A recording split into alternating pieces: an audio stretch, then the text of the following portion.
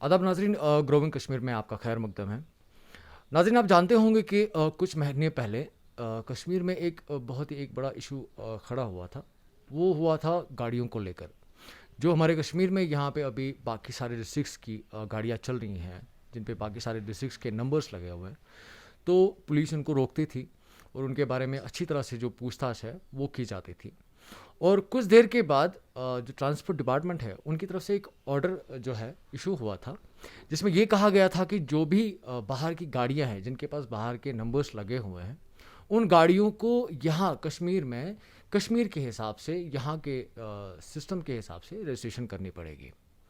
और जब ये ऑर्डर बाहर आया, तो लोगों की तरफ से इस ऑर्डर को लेकर काफ़ी ज़्यादा मजम्मत देखने को मिली। कई सारी ऐसी गाड़ियां हैं जिनको सड़क पे ही सीज किया गया। लेकिन उसके बाद एक इसमें चेंज आया, वो ये आया कि एक एक पिटिशन फाइल किया गया, जिसमें ये कहा गया कि इसको कुछ देर तक रोका जाना चाहिए। तो उस मुद्दत को लेकर काफ़ी देर तक ये सीन रहा कि पुलिस ने जो है उन गाड़ियों को नहीं पकड़ा या उनके बारे में पूछताछ नहीं हो रही थी, क्योंकि यहाँ कश्मीर में आरटीओ भी नहीं थे। तो उस वजह से जो चीज़ें थी कहीं पे नॉर्मल नज़र आ रही थी। लेकिन कुछ दिन पहले नए सिरे से एक और ऑर्डर आया है, जिसमें यह कहा गया है फॉर स्पेसिफिकली जो सिक्योरिटी रीजंस है, उन उसमें एक लाइन मेंशन है, जो ऑर्डर है उसमें लाइन मेंशन है कि सिक्योरिटी पर्पस के लिए ये चीज़ करना बेहद ही ज़्यादा ज़रूरी है। और साथ साथ इस चीज़ को लेकर जब कोर्ट में प्रोसीडिंग्स चल रही थी, तो ये जो केस है हाई कोर्ट में शिफ्ट हुआ, जहाँ पे एक डबल बेंच ने एक जो ऑर्डर है, जो जजमेंट है, वो जारी की, जो 28 पेज की थी, जिसकी बेसिस पे इस प्रोसेस को रोका जाने का एक प्रोसेस स्टैंड किया गया था। इस वक्त हमारे साथ मिस्टर ज़ोहर अहमद साहब है, जो कि हाई कोर्ट के एडवोकेट है, और यही वो है जिन्होंने इस ऑर्डर को as from the Kashmir challenge किया था। तो हम आज यही बात जानना चाहेंगे कि आखिर अभी क्या सीन है, ये जो ऑर्डर है ये इम्प्लीमेंटेड है, जो जजमेंट है वो कहाँ तक है, और जो इसके आगे जो प्रोसेस रहने वाला है वो कैसे रहेगा। ज़ोहर साहब, आपका बहुत बहुत शुक्रिया हमारे प्रोग्राम में। सर, हम जानना चाहते हैं सबसे पहले जो वजह है कि इस ऑर्डर को लेकर आपको क्या ज़रूरत महसूस हुई कि इसको चैलेंज करना चाहिए।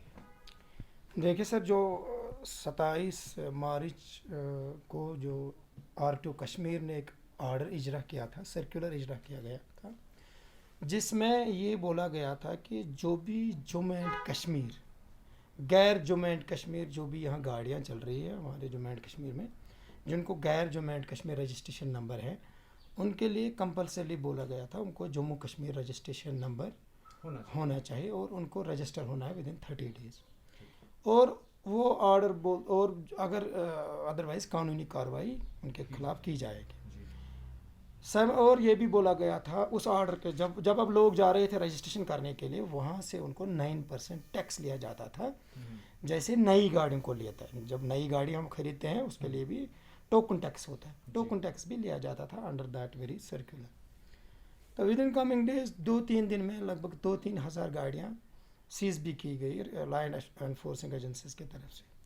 हमने जब देखा ये जो ऑर्डर है 27 मार्च का जो ऑर्डर है, ये गैर कानूनी है, अनकॉन्स्टिट्यूशनल है, इलीगल है एंड जुरिस्डिक्शन का लैक है। तो इस बुनियाद पर हमने इसको हाई कोर्ट में चैलेंज किया सिंगल बेंच में, और बाद में ये केस डिवीज़न बेंच में चला गया। तो फाइनली इसमें डिवीज़न बेंच की जजमेंट भी आ गई। 8 बार ये केस एक ही महीने में सुनाया गया, हिस्टोरिकल, पहली बार इस मुल्क में कोई केस जिसमें कंटिन्यूस हेयरिंग्स हुई। और हाई कोर्ट ने एक तवारीखी फैसला दिया, जिसमें ये सुनाया गया, जो फैसला है, फैसले में सुनाया गया। देखो, ये कन्फ्यूजन है, ये समझने की ज़रूरत है। एक तो होती है गाड़ी, अगर कोई ओनर होता है, मिस्टर ए है, वो दिल्ली में रहता है, उसने वहाँ से गाड़ी खरीदी, उसका वहाँ भी रेजिडेंस है, अब वो श्रीनगर आता है तो उसके पास वो गाड़ी है। एक तो वो है, वो कैटेगरी। दूसरी कैटेगरी है, अगर कोई बंदा है जो अभी महाराष्ट्र से गाड़ी खरीदता है, श्रीनगर में रहता है, उसको अब ओनरशिप चेंज करनी पड़ेगी उसमें। तो जब ओनरशिप श्रीनगर चेंज होगी, उसमें रजिस्ट्रेशन नंबर भी होगा चेंज, जिसको रजिस्ट्रेशन नंबर, जो गाड़ी का नंबर जो होता है।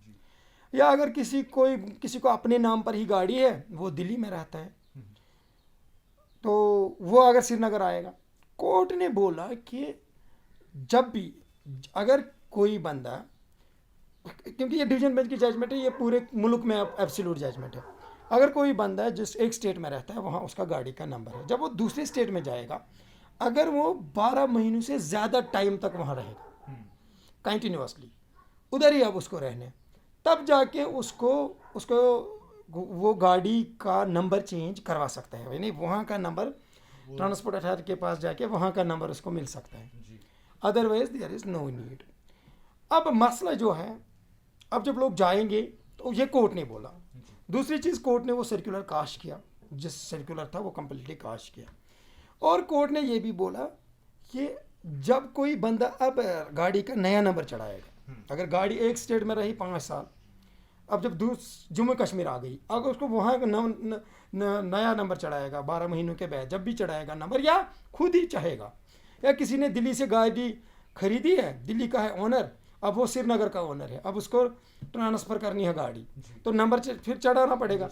उस संबंध में कोर्ट ने बोला, जो हमने रिट पिटीशन में मांगा था, तो कोर्ट ने वो पैरा 29 ऑफ द जजमेंट में बोला कि टोल टैक्स दोबारा नहीं लिया जाएगा, न लेना है, क्योंकि टोल टैक्स हम किसी भी गाड़ी को एक ही बार लेते हैं। यहाँ पर व्यूअर्स को थोड़ा मैं समझाऊँ, क्योंकि इस पर बात नहीं हो रही है। टोल टैक्स जो होता है गाड़ी का एक ही बार होता है, यानी किसी ने नई गाड़ी लाई, हम 15 साल के लिए दिल्ली में किसी भी स्टेट में, जब तक उसकी लाइफ है, हाँ 15 साल, वो टैक्स पूरे मुल्क के लिए हम देते हैं। ऐसा नहीं है आप एक स्टेट से जाएंगे दूसरे स्टेट से, वहाँ मान लीजिए दिल्ली में आपने 3 साल रखा गाड़ी, अब आप जम्मू कश्मीर आएंगे, यहाँ बोलेंगे 13 साल के नए दे दो, फिर आप जम्मू कश्मीर से जाएंगे 10 साल यहाँ रहेंगे, 3 और 4 साल, फिर जाओगे आप महाराष्ट्र, फिर बोलोगे नया दे दो। ऐसा नहीं है, दिस इज इलॉजिकल, अनकॉन्स्टिट्यूशनल। यही division bench of Jammu and Kashmir high court ने हिस्टोरिकल जजमेंट में पैरा 29 में बोला, और यह इससे पहले कर्नाटक हाई कोर्ट ने भी बोला था, इवन सुप्रीम कोर्ट ने उसको अपहेल्ड किया था, जिसकी वजह से फिर कुछ लोगों से टैक्स लिया गया था, उनको वो टैक्स वापस भी दिया गया।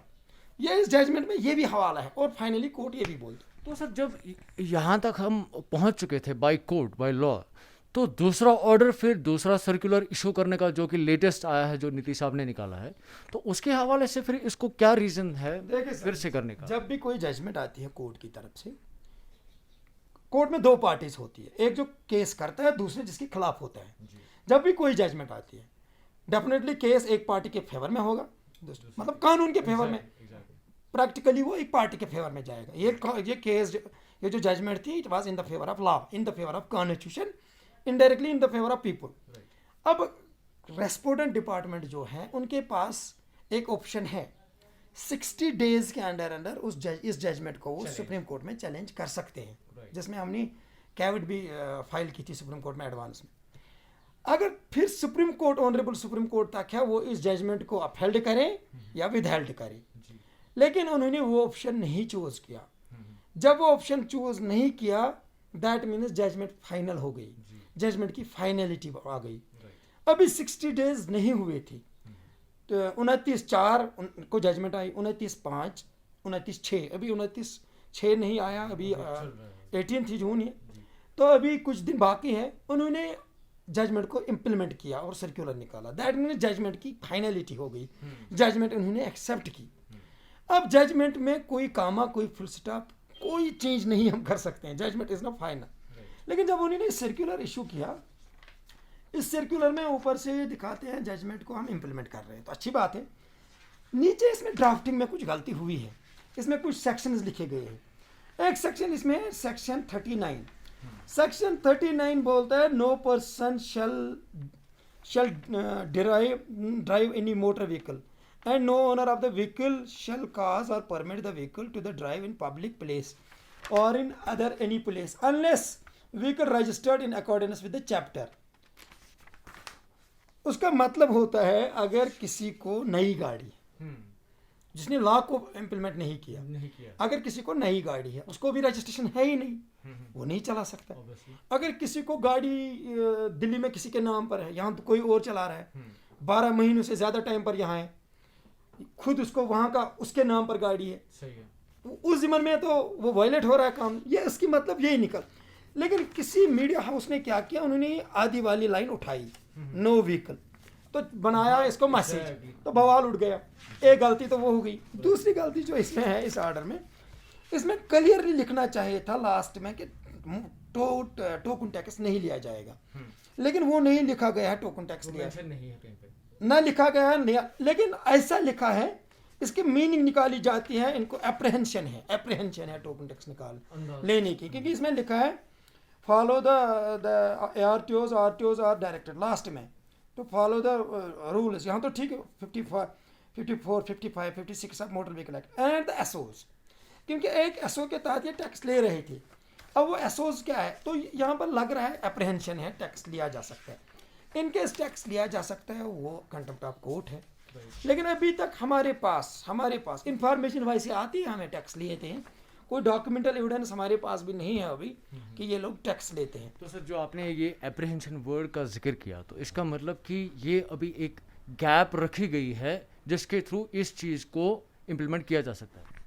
देखो, जब जजमेंट इम्प्लीमेंट हुई है, जजमेंट की फाइनलिटी आई है, अगर जो हम एप्रीहेंशन बोलते हैं, अगर सच में वाकई में टैक्स लिया जाएगा, तो हमारे पास कोई प्रूफ आता है, जी फलानी गाड़ी को हमने कल जेके नंबर, क्योंकि एक चीज़ में क्लियर करो, रजिस्ट्रेशन एक ही बार होनी है, रजिस्ट्रेशन दोबारा नहीं करनी है गाड़ी। रजिस्ट्रेशन नंबर ये हम लेते हैं, रजिस्ट्रेशन नंबर को, जिसको मिनिमम चार्जेस लेने हैं, जिसमें मोटर व्हीकल एक्ट के लिए जैसे हम किसी की ओनरशिप चेंज करते हैं 300, रजिस्ट्रेशन नंबर के 300, ये कुल मिला के 900 या 1000 या 1500 रुपये बनते हैं। लेकिन अगर टैक्स लिया जाता है, टोकन टैक्स दोबारा लिया जाता है, तो अगर हमारे पास कोई प्रूफ आता है, कि जी इस गाड़ी को लिया गया है, तो प्रूफ अगर हमारे पास पहुंचता है, तो डेफिनेटली इसमें कंटेम्प्ट बनता है, तो इसमें कंटेम्प्ट पिटीशन करेंगे। बाकी केस तो जजमेंट ऑलरेडी है, केस इज सेटल्ड। जो साहब, मेरे पास अभी आपके लिए 2 क्वेश्चंस हैं। पहला सवाल ये है कि जो नया सर्कुलर निकला है उसमें मेंशन्ड है, मे भी हो सकता है कि ये जो व्हीकल्स हैं जो कि बाहर किसी डिस्ट्रिक्ट से बिलोंग करते हैं, उनको सिक्योरिटी की जो वायलेंस है उसमें यूज़ किया जा सकता है। ऐसा जैसे आपने एप्रीहेंशन वर्ड यूज़ किया, तो एक अंदाजे के हिसाब से है, तो इस चीज़ को आप कैसे देखते हैं सिक्योरिटी सिनेरियो के हिसाब से? तो पहले मुझे दैट इज करेक्ट। अगर हम उसी चीज़ को मद्देनजर रखते हैं, हम चाहते हैं जो भी यहाँ व्हीकल्स है, मोटर व्हीकल एक्ट के तहत 12 महीने से ज़्यादा टाइम पर जो यहाँ व्हीकल्स रहते हैं, उनको रजिस्ट्रेशन होनी चाहिए J&K की, ताकि आसान हो जाएगा।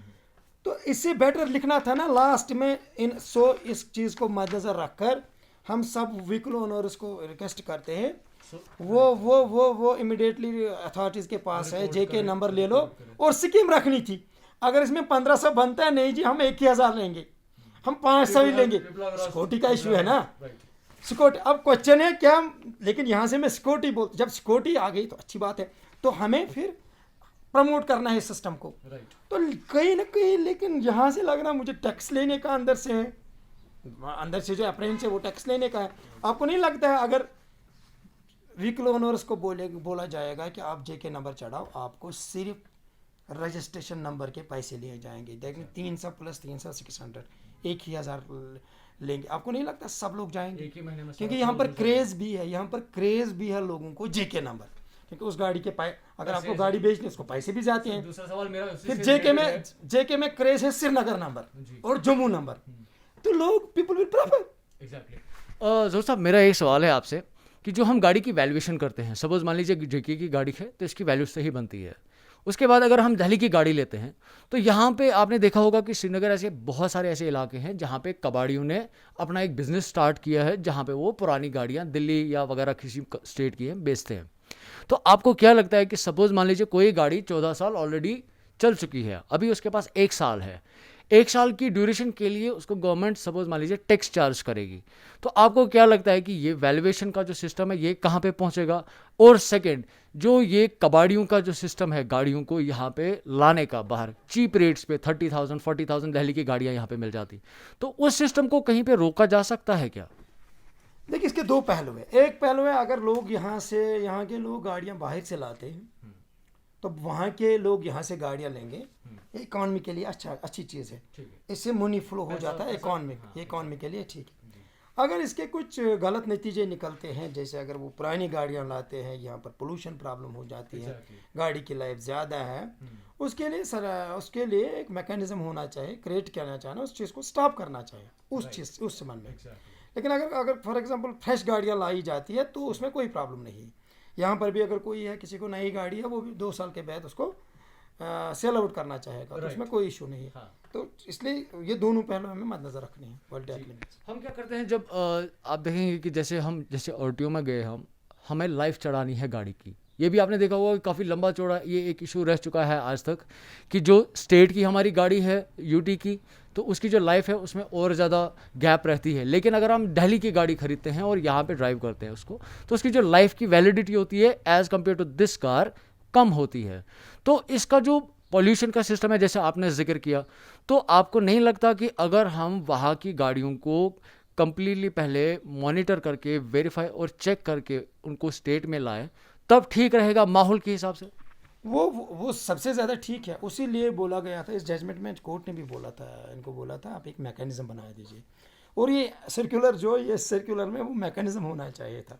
Even I remember division bench में जो ऑनरेबल जस्टिस मागरी साहब है, उन्होंने बोला था एडवोकेट जनरल को और ट्रांसपोर्ट कमिश्नर को कि you people sit together and make एक गाइडलाइन बना दीजिए on behalf of this judgement.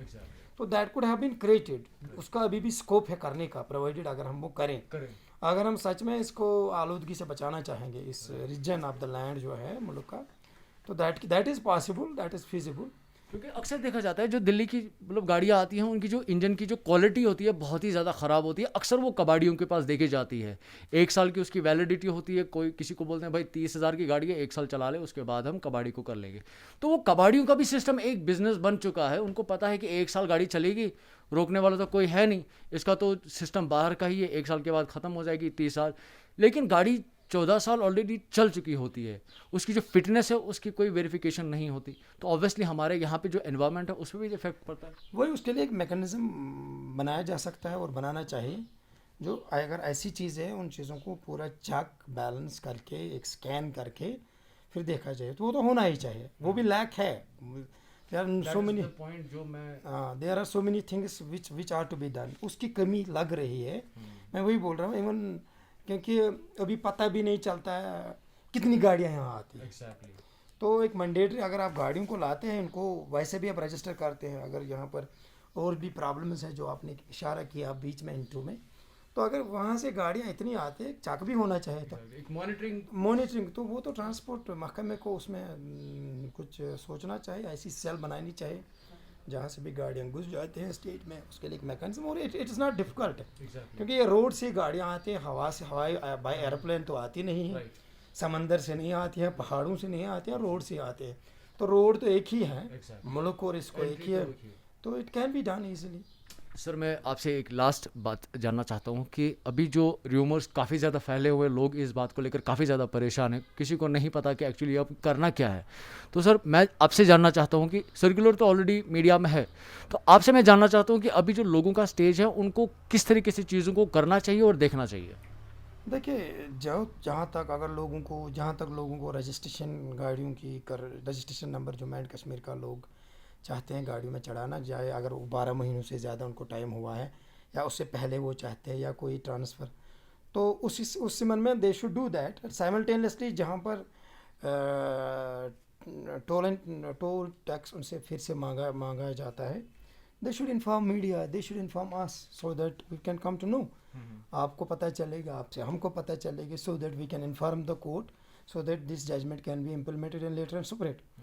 Apart from that, लोगों ये भी मैं रिक्वेस्ट करूँगा, जो अब आप लोग ऐसा करेंगे, DL नंबर की गाड़ी है, उसमें कोई भी कागज़ नहीं है तो वो चलाएंगे, लाइसेंस भी नहीं रखेंगे। 2-3 दिन पहले की बात है, मैंने देखा DL नंबर की गाड़ी रखाई गई थी, उसको लाइसेंस ही नहीं थी, तो वो फिर उसको भी बोलते थे नहीं, दैट्स नॉट। ये मसला है। अगर आपको रुकाया जाता है कि आपको 12 महीने अभी नहीं हुए हैं, या आपने बाहर से गाड़ी लाई है, ओनर उधर का है, आप यहाँ के ओनर हैं, इस टाइम अभी टाइम कम ही हुआ है, तब आपको बोला जाता है, तब वो वायलेशन बनती है। लेकिन जब आप रजिस्ट्रेशन नंबर के लिए भी अप्लाई करते हैं कंसर्न अथॉरिटी में, वहाँ से आपको एक receipt उनको वगैरह तभी तो पता चलेगा ना, अदरवाइज ये ज़बानी बात है, ये सारी ज़बानी ज़बानी सामने कोई बोलता नहीं, ट्रांसपोर्ट वाले बोलते हैं हम नहीं करते हैं वायलेशन, तो जब तक आपको पता, कोर्ट को भी कैसा पता चलेगा। कि ये तो वो लोगों से है request, they should inform to media, they should inform to. आज आसान है किसी को भी, मीडिया भी सबसे बड़ी जो आज की मीडिया ये बहुत प्रॉम्प्ट है, तो आपको इन्फॉर्म करें, बाकियों को इन्फॉर्म करें, हमें इन्फॉर्म करें तो इट कैन बी फाइन। जो साहब हमारे साथ बात करने के लिए आपका बहुत बहुत शुक्रिया, thank you very much, thank you. नाजरीन, आपने हमारी गुफ्तगू देखी, बहुत ख़ास एक्सक्लूसिव हमारी जो बातचीत थी ज़हूर साहब से हो रही थी। इन्होंने बिल्कुल क्लियरली ये कहा कि चाहे कोई भी सिचुएशन हो किसी भी तरह की, चाहे गाड़ी बाहर की हो, कश्मीर की हो, या उसको कुछ दिन पहले मतलब यहाँ कश्मीर में लाया हो किसी ब्रोकर के थ्रू, या आपने अपने एंड से गाड़ी को यहाँ पे लाया है, मस्ट है कि उस गाड़ी के साथ उसके लीगल डॉक्यूमेंट्स जो है वो मैंडेटरी है। रहा सवाल फिर जो कोर्ट की डायरेक्शंस है या जो डिपार्टमेंट के जो रूटीनल जो सर्कुलर्स हैं, उन चीज़ों को मद्देनज़र रखते हुए लोगों को चाहिए कि वो बिना किसी र्यूमर के